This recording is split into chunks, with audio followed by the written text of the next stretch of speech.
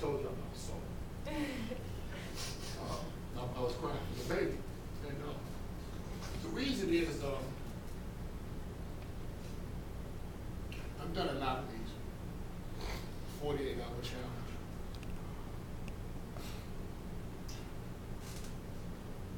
We have never had a group of students like you guys.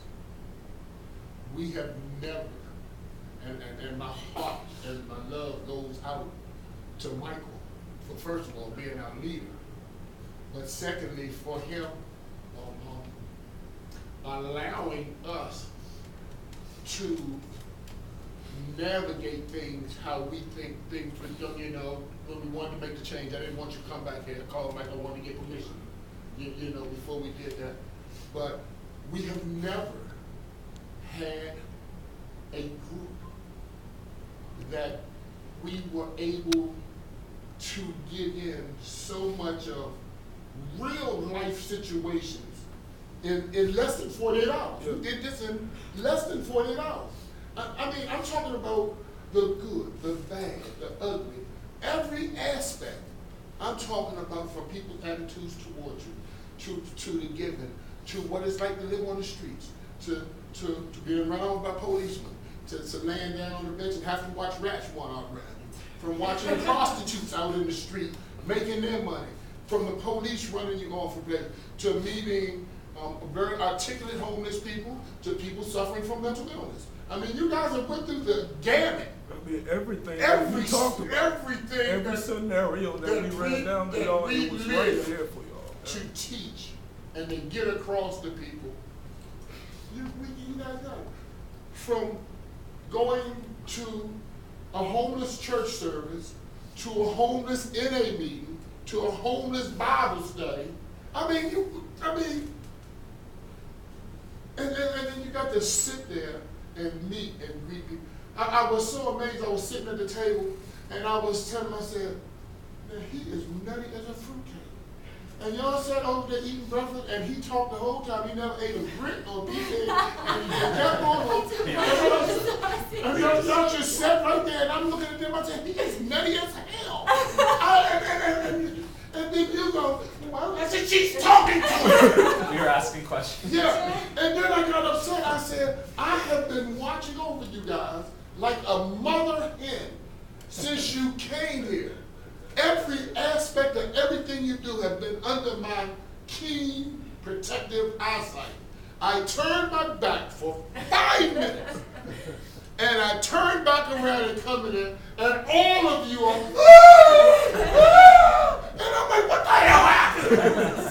What's going on? And then I said, come on, time me. I don't want to eat. And I said, get your ass in there. I did.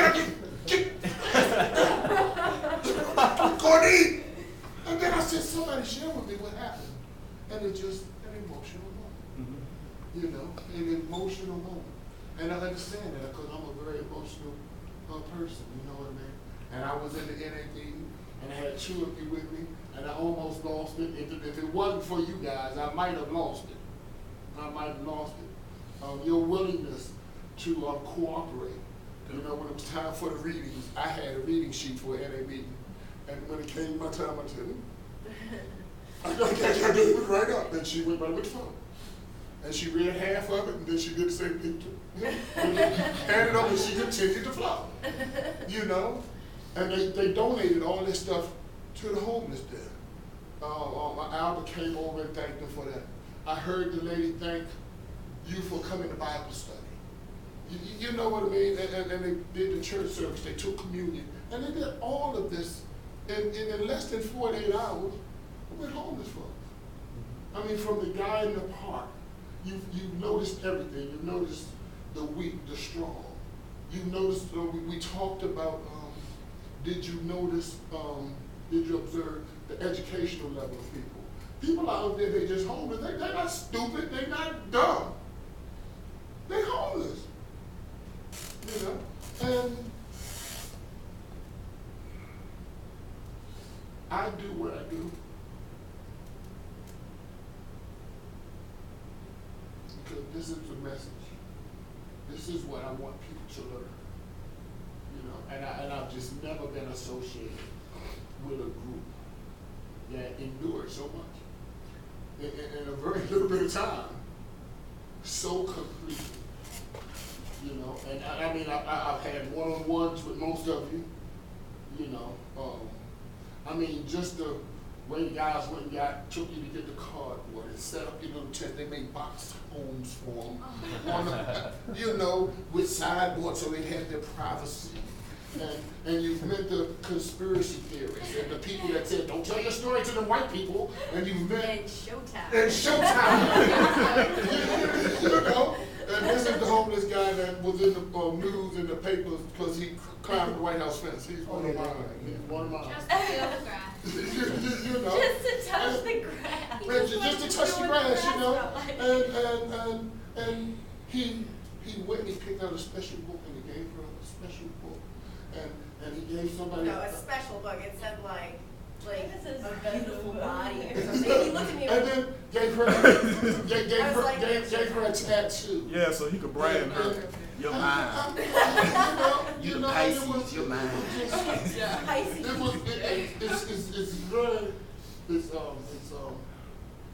very satisfying. To me, this is what I do with it. This is what I do with it. I couldn't have had a better cohort in the world than my man Andre. Yeah. I think we match up great in what we try to give you know, night in and night out. And so. Before a minute there, I thought you was gonna say, you know, we night and day, and I was like, watch it. You know, and so I want to, and just like Andre said, I want to thank you. I truly feel as though these past 2 days, that in my life, I've gained 6 friends.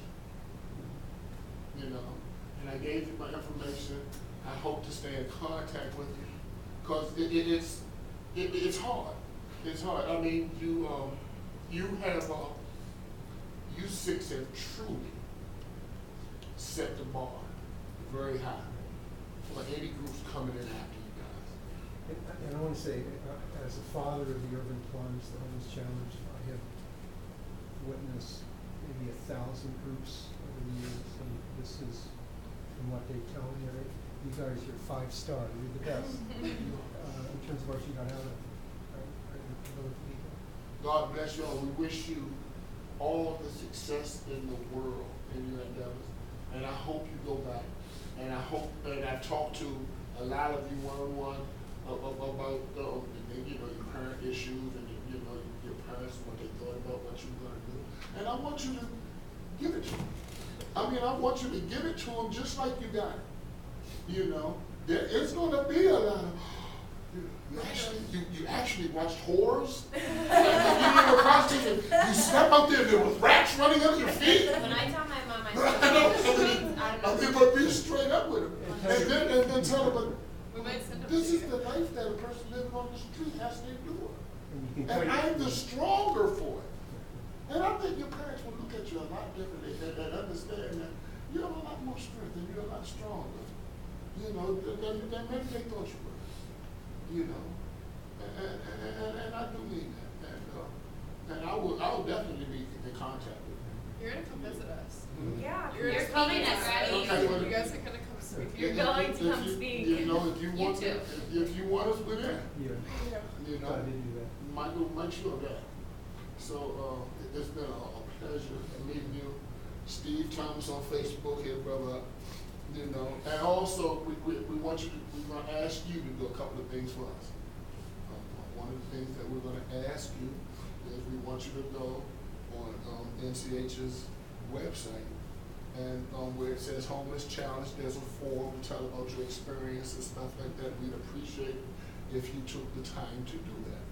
Also, on Facebook, National Coalition for the Homeless has a Facebook page.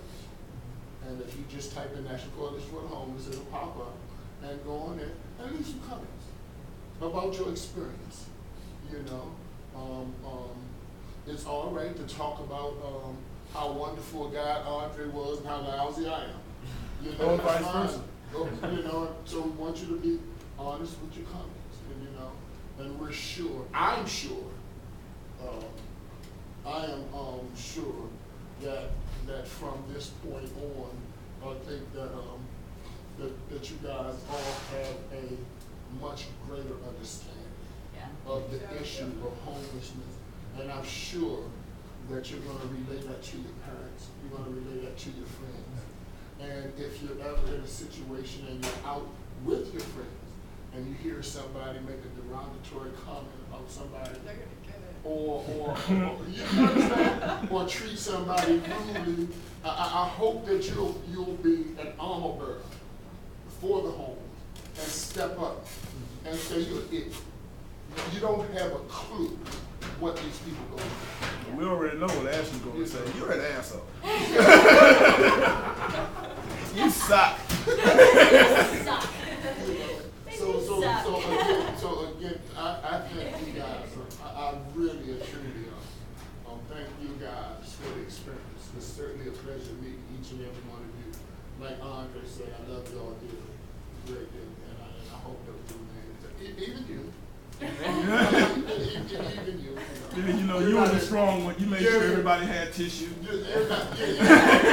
You know, and you even, you know, you even went through your little thing where for a second there somebody thought you was a pimp or a John.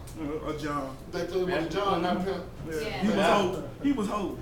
He was whole.